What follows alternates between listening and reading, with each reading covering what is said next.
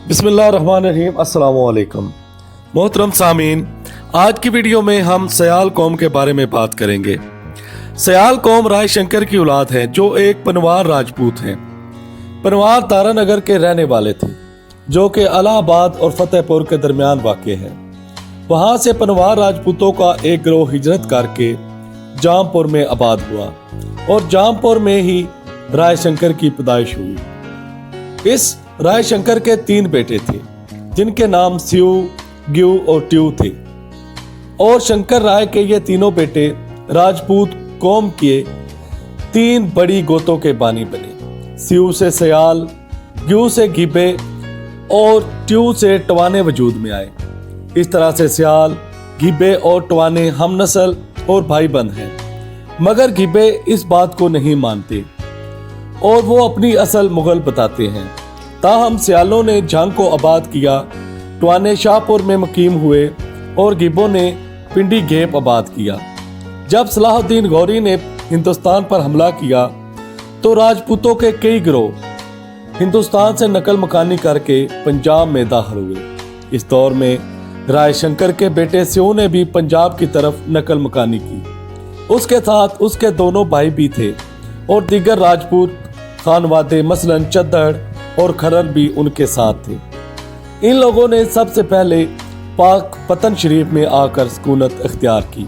इस वक्त पाक पतन में मशहूर सूफी बुजुर्ग हजरत गुलाम फरीद गन शकर रहमतुल्लाह अलैह मौजूद थे और गैर मुस्लिम अक़वाम जौक दर जौक उनके हाथ पर इस्लाम कबूल कर रही थी। चुनाचे इन राजपूत जत्थों ने भी बाबा फरीद रहमतुल्लाह अलैह के दर पर हाजिरी दी और इस्लाम कबूल कर लिया।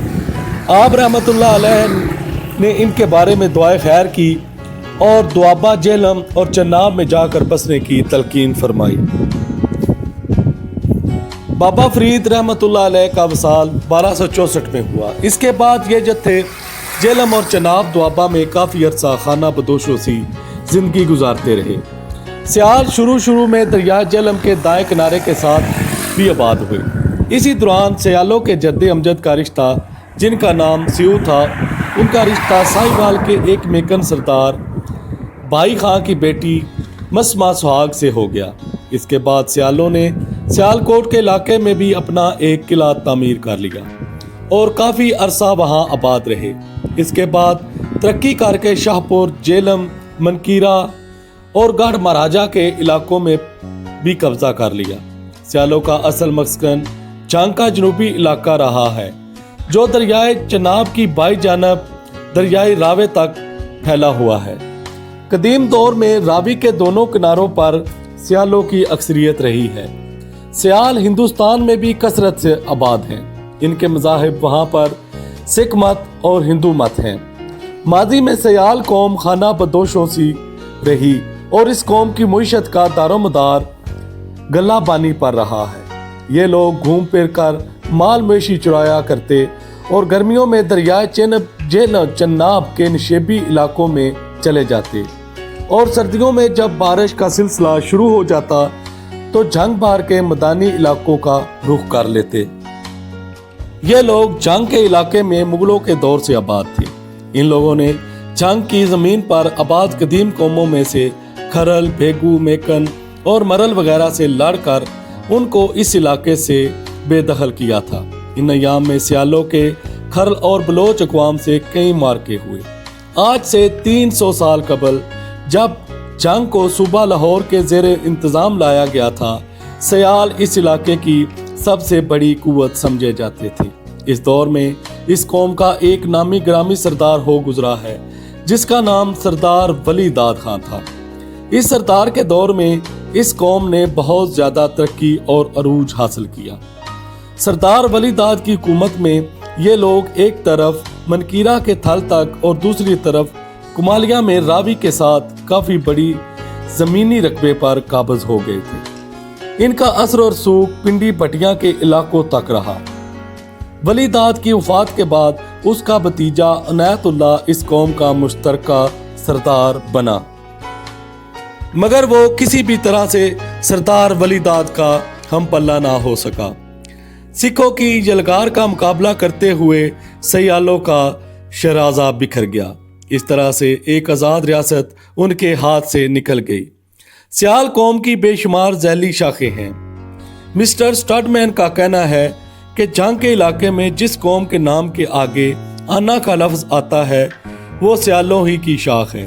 ان کی چند مشہور گوتوں میں دولتانہ، دوانا، املانہ، سرسانہ، کملانہ، پنجلانہ، سراج، سرگانہ، سمپال، تیرانہ اور دوانا کے نام شامل ہیں۔ ملتان کے سیال تحصیل کبیر والا میں آباد ہیں۔ یہاں ان کے گاؤں دریائے راوی کے دونوں کناروں پر پھیلے ہوئے ہیں۔ اس جگہ آباد ہونے سے پہلے یہ لوگ چونترا کے علاقے میں بھی آباد رہے ہیں۔ سیال پنجاب کی بہت بڑی اور اہم قوم ہے۔ یہ قوم سب سے زیادہ جھنگ میں آباد ہے، جبکہ پنجابی میں جنگ کو جنگ سیالاں دا بھی کہا جاتا ہے۔ اس کے علاوہ یہ لوگ ملتان اور اس کے گرد و نواح میں آباد ہیں۔ تاہم پنجاب کا کوئی ایسا ضلع نہیں ہے جہاں سیال نہ پائے جاتے ہوں۔ یہ لوگ لاہور، سیالکوٹ، گجرانوالا، راولپنڈی، جہلم، گجرات، شاہپور، سرگودا، ملتان، فیصل آباد اور مظفرہ گڑھ میں بھی آباد ہیں۔